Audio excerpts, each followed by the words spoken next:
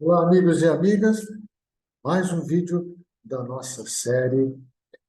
Estamos emocionalmente preparados para a realidade, conhecendo as distorções cognitivas. Hoje nós vamos comentar uma das distorções que eu acredito é uma delas que, nos últimos tempos, tem causado pânico.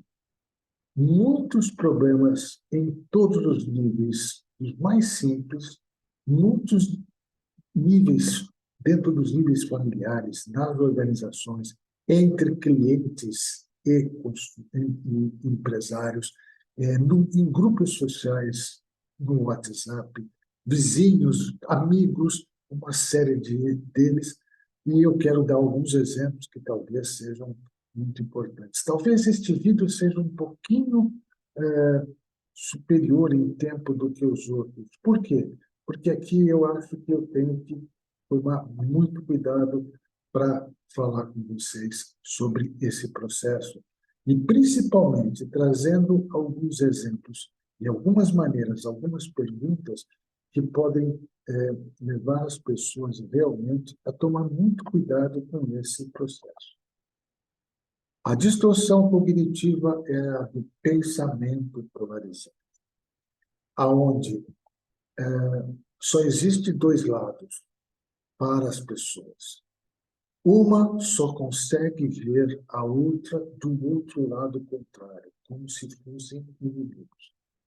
Alguns tempo atrás, esse pensamento polarizado era muito importante quando nós tínhamos, na época em que, para que a gente pudesse sobreviver, não tinha nada, não tinha, ainda culturalmente nós não conhecíamos, inclusive, nem a agricultura, era na base da caça, da pesca e, às vezes, das guerras. Existia aquela tradição. Você tem que pertencer a uma tribo, a um grupo social. O outro grupo é naturalmente seu inimigo, porque eles vão fazer de tudo para tirar aquilo que você tem, e você deve fazer o mesmo. Com o passar do tempo, com o nosso crescimento em todos os níveis, esse pensamento polarizado continuou. Nós continuamos fazendo, tendo essa virtude ou esse problema de pensar polarizado. Eu dou alguns exemplos e hoje eu dou um exemplo muito lateralmente, muito literalmente. Me desculpem aqui a forma que eu fico emocionado quando eu falo disso. Quando nós temos na política brasileira justamente esse processo de polarização. Se você não é de direita, você é de esquerda. Se você não é de esquerda, você é naturalmente de direita.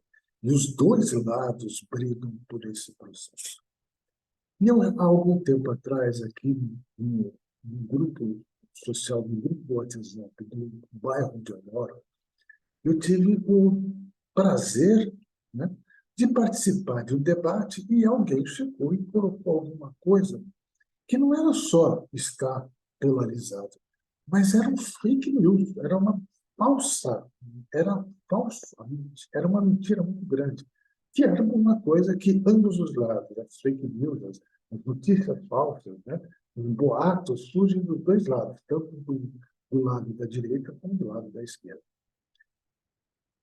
E eu fui quase que massacrado, porque eu tive a ousadia de dizer para eles: tem uma outra maneira de pensar, que não é nem desse lado, nem desse outro, mas sim a verdade, a realidade. E alguém disse: não, a realidade só pode ser a da direita, e o outro foi me dizer: a realidade só pode ser da esquerda. Como aqui é uma cidade naturalmente muito mais voltada para a direita e muito para a extrema direita, eu fui massacrado muito. Eu tive que me afastar e falar: gente, eu simplesmente disse, há uma outra maneira. E depois de alguns tempos eu recebi uma, um vídeo de uma moça me convidando para dizer que eu tinha que parar de ser isentão.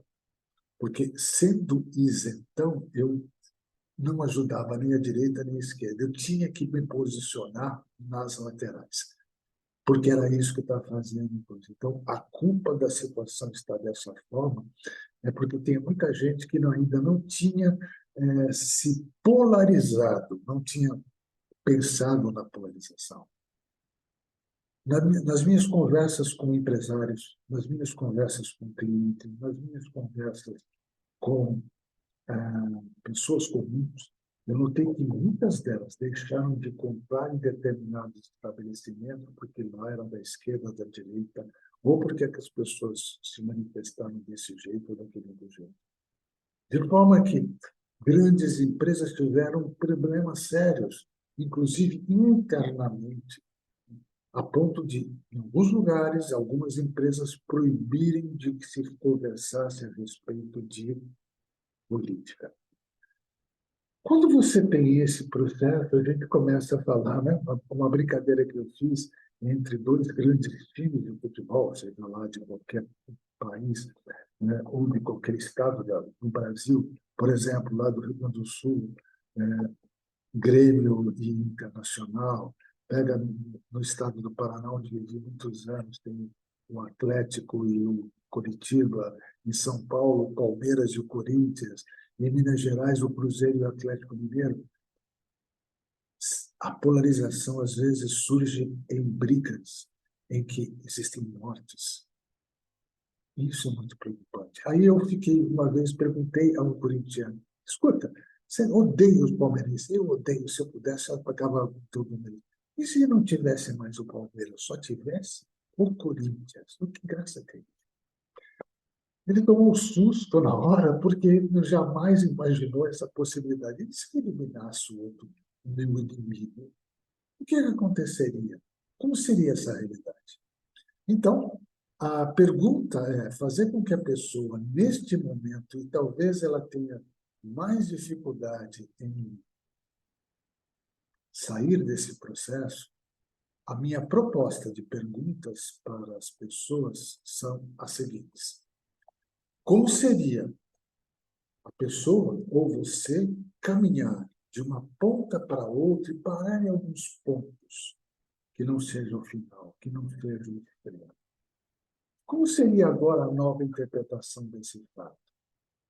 Entre a direita e a esquerda não tem outras coisas? Como seria isso?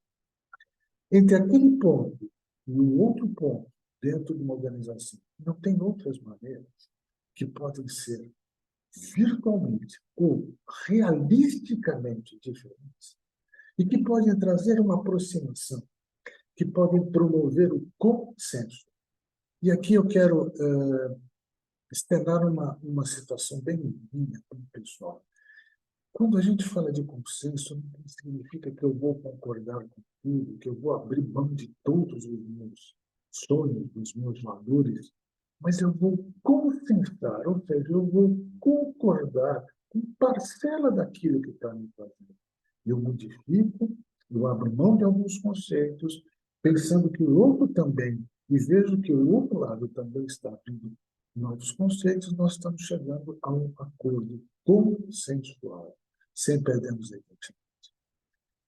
Esta é uma das distorções cognitivas mais preocupantes, na minha opinião, no momento atual, porque nos leva, a, muitas vezes, a limites e a ódio, a raiva, violência e até a morte, em alguns casos, como já aconteceu em algumas situações. Não só na política, mas no nosso dia a dia, porque é como se eu tivesse impregnado por essa história. Você tem que ter uma posição. E essa posição, necessariamente, não precisa ser o contrário total do outro, não precisa ser polos inimigos a serem derrotados e eliminados. Continue fazendo as suas observações, continue mandando para mim os seus dados, os seus pedidos, as suas perguntas são muito importantes, a sua análise, a sua crítica, que nós vamos continuar trabalhando com essa perguntinha que eu vou encerrar o nosso bate-papo de hoje, que é: estamos emocionalmente preparados para a realidade? Até o próximo vídeo. Estaremos juntos no próximo vídeo, na próxima quarta-feira. Até lá.